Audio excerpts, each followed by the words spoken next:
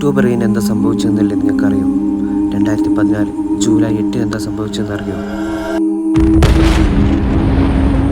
എൻ്റെ പേര് റോഷൻ.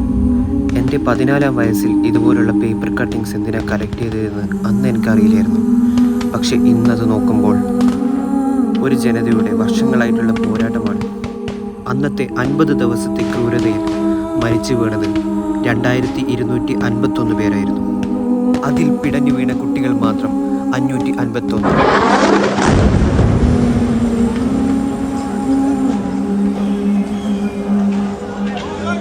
പരിക്കേറ്റ 11,231 പേരിൽ കുട്ടികൾ മാത്രം 3,436 പേര്.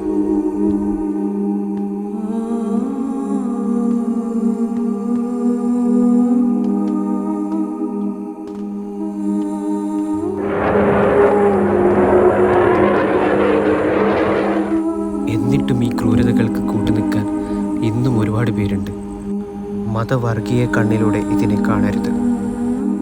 It's a matter of human rights. ലോകത്തെവിടെയൊക്കെയാണോ ജനസൈഡ് നടക്കുന്നത് അവർക്കൊക്കെ വേണ്ടി നമുക്ക് പ്രതികരിക്കാം. Together we can.